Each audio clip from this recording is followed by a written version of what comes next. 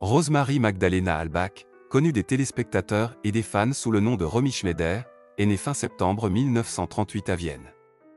Il semblerait qu'elle était destinée à devenir actrice. Maman Magda Schneider est une star du cinéma allemand. Son père, l'Autrichien Wolf Halbach-Reti, est également acteur, et de surcroît héréditaire. Sa famille était étroitement liée au cinéma. La garde des enfants incombait aux grands-parents. Les parents disparaissaient constamment sur le plateau. Et quand Romy avait 4 ans, maman et papa se sont séparés. Elle et son frère Wolf Dieter ont été envoyés vivre chez leurs grands-parents dans un village bavarois. Bientôt, ma mère épousa un restaurateur de Cologne, Hans Herbert Blasen, et mon père épousa sa collègue Trude Marlène. S'occuper des enfants est passé de l'arrière-plan au troisième. À l'automne 1944, Rosemarie Magdalena Halbach entre à l'école primaire. Et après 5 ans, les religieuses de l'ordre de Saint-Augustin ont repris son éducation et son éducation. Romy a poursuivi ses études dans un internat pour filles d'un couvent près de Salzbourg. Comme l'une des religieuses l'a admis plus tard lors d'un entretien, la mère rendait rarement visite à sa fille. Mais je n'ai jamais pu voir mon père et ma grand-mère.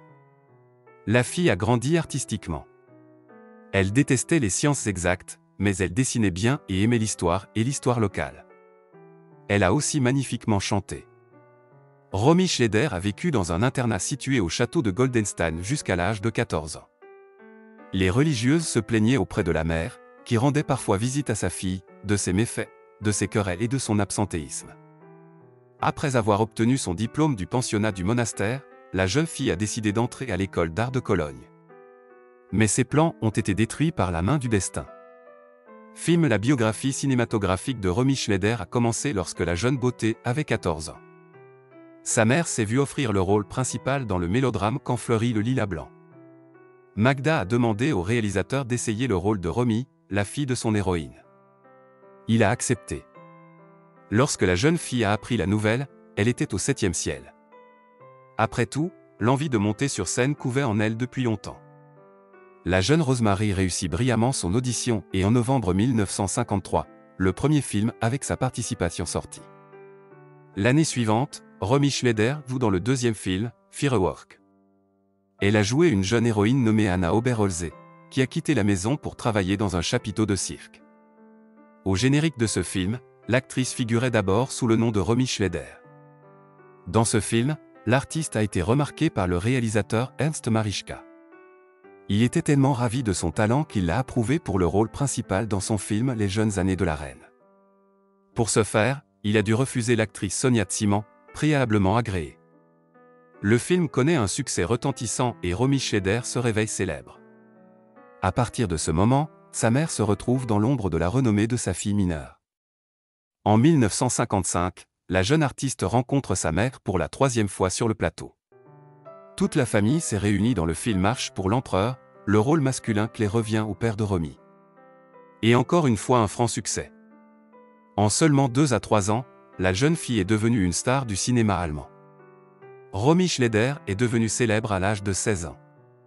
Elle a joué dans le film historique Sissi sur la jeunesse de l'impératrice Élisabeth de Bavière. Le film a connu un tel succès que 2 autres suites ont été immédiatement tournées. En 2 ans, la trilogie a été regardée par 6 millions de personnes. Le manager de Schneider était son beau-père, Hans Herbert Blasen. Il s'engage à gérer ses revenus et contrôle les rôles qui sont proposés à l'actrice.